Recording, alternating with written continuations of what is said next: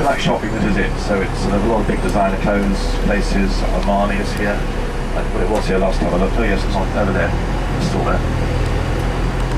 Shopping here. So posh shopping. It's sort of expensive stuff. You know, so I used to work down there. I used to work in a big store called Harrods. I've heard of that. You know, big sort of glamorous store. But these are Victorian houses. These were built, you know, in the early 1800s, around about that sort of time. And it's expensive. If you want to buy something around here, we're talking millions of pounds for each house. And to rent one of these apartments here, say you got 2 bedrooms, kitchen, bathroom, probably about £600 a week. It's a week, yeah. Wow. Duke of Wellington, he was also Prime Minister of the time. You can see the arch there on the right, that's the Wellington Arch. You see a quadriga on the top, which is a horse, 4 horses and the peace chariot there. And you can in fact climb up that monument, and you can stand up there and you can see into Buckingham Palace gardens. See the Queen gardening. So this is the Queen's official residence in London. She's also the office, where she sees ambassadors and stuff like that.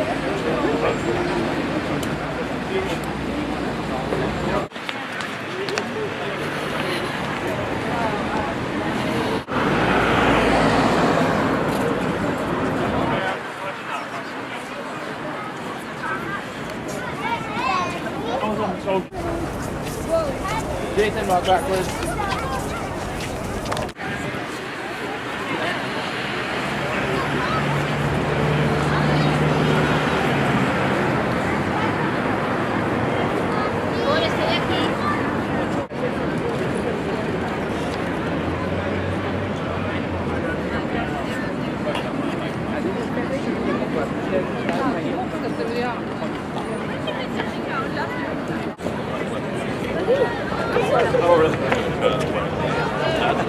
We're going to do a group shot over here. Okay. Tips over, yep. Okay. Should we gather everybody? Yes, we're gathering everybody. Where are we going? Perfect.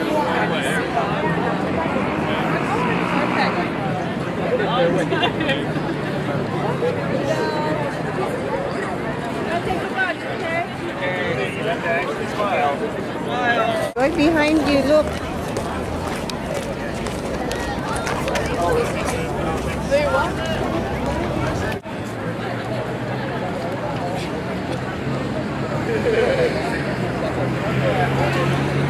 Tower on the left hand side, that's called, everybody calls it Big Ben, but that's the name of the bell, not the clock itself. So, and that's the most accurate public clock in the world. You can always check your watches by it. And it goes up to a height of 314 feet. And you can actually climb up the tower. So it's Parliament Square, got quite a few statues. Got Churchill statue on the other side. Got most recently Gandhi, they've unveiled a statue to Gandhi. You've got Nelson Mandela as well. You've got David Lloyd George, Prime Minister in World War I. And you have St Margaret's Church on the left here. St Margaret's Church, the parish church of Westminster, where Churchill was married, because of the parish church for the House of Commons.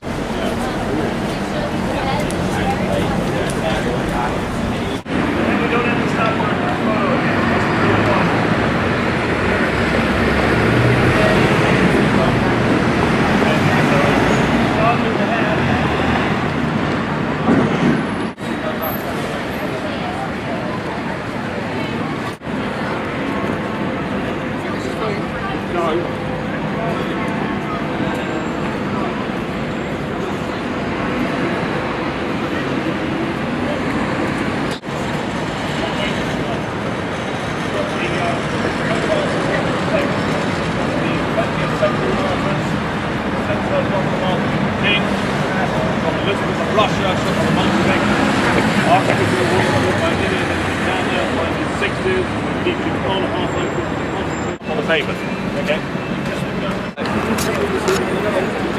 Office on.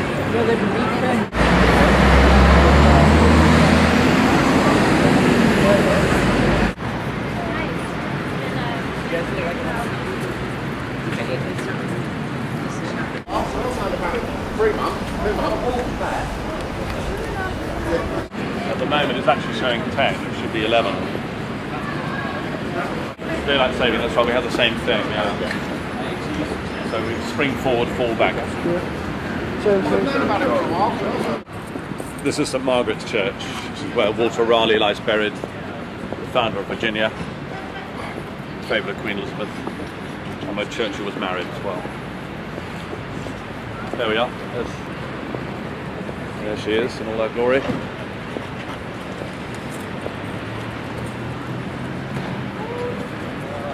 314 feet. At the top is a lantern which shines at night when Parliament's in session up to sunset. So the lights like in Parliament before visiting the site. You can visit if you go through that door there, talk to the policeman, and they will tell you to go down the ramp, get your bag searched like an airport security thing, leave your name and address, and keep your camera in a special room when you go into the House of Commons. So I know in the States you have Republican, Democrat, that kind of thing, but here we have lots of different parties now. Very complex.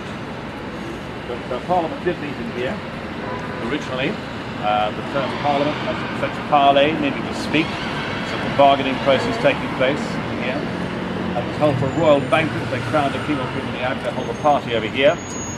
And that's where churches follow their estate as well. It's a kind of multi-purpose building, and that survived the fire of 1834. So that's medieval there. The foundations go back to 1098. That's Westminster. You see Oliver Cromwell. He was the great military commander who defeated the Royalists, defeated the Scots, brutally suppressed the Irish Catholics, and finally dismissed the House of Commons and became dictator. And he was buried in the Abbey. It was so unpopular they dug him up 3 years after his death, hanged him in public to make absolutely sure he was dead. Oh my God! Cut off his head, boiled it in salt to make sure birds wouldn't eat it, and stuck it on the spike of Westminster Hall. Oh my God! It was there for 15 years till the wind blew it off. But we had a problem because King Charles had tried to assert authority of king over Parliament, tried to raise taxation money by not calling Parliament, and from Magna Carta 1215 you must call Parliament before you raise any tax. When against that the country was starving and his wife was Catholic, not very popular, and so the rebellion was raised.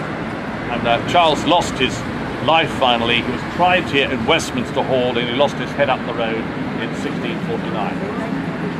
Oliver lost his life naturally. It was so unpopular they dug him up, stuck his head on the spike. In those days, you didn't lose elections, you lost your head instead. It was a different kind of arrangement, you know.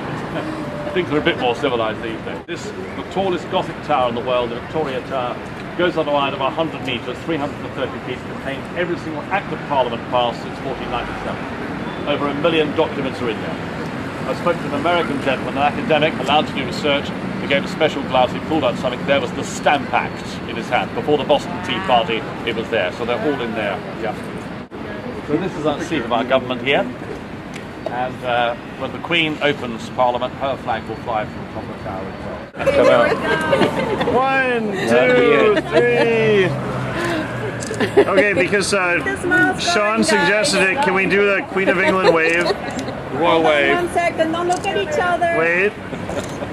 Okay, the royal wave, fingers together and turning just your palm. There you go. You've got it absolutely correct. That's brilliant. That's fine. So very subtle wave. That's fine. Alright, no, without the wave, just regular, because I didn't quite get here. Better you smile, the sooner it'll be over. That's Show us your expensive dentistry. Right, thank you.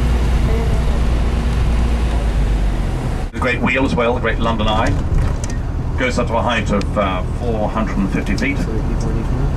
135 metres, and the top gondola you can see right over London to Windsor Castle.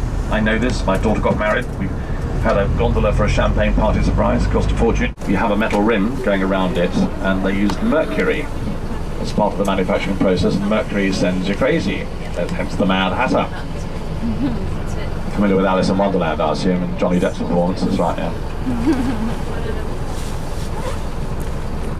You see the warship, that's the HMS Belfast in the river there. That saw service on the D-Day landings, Battle of the North Atlantic and the Korean War, and that's now a floating museum. It's got 6-inch guns, 14-mile range, and you can go on there and you can sit on one of the anti-aircraft guns, turrets, and meet the ship's cat. So you've got the Tower of London on the left-hand side. Most amazing, 24 towers in all, you can visit 12 of them. One of my relatives escaped from the tower just over there, the St Thomas's Tower. My name's Seymour, William Seymour, managed to get out. He wanted to marry, he married a niece of James I without permission, and for that was put in jail there. His wife managed to get £25,000 bride money, a lot of money in the early 1600s, got him out. Got to France, she was arrested, clapped in the tower, he didn't write to her, and she went mad in there and died. He came back, was made Earl of Hertford. It's the kind of family I come from. Dreadful lot. But it's been a state prison, it's been the Royal Mint, they used to make coins there, it was the Royal Observatory, a public zoo, they kept a lion there, a polar bear, elephant. It's an armoury, arsenal, royal residence, treasure house, state prison, torture chamber and execution site. A sort of multi-purpose government building complex really, but and the yeoman warders, the non-commissioned officers who live there, called the Beefeaters, they live there. So about 200 people live in the Tower of London.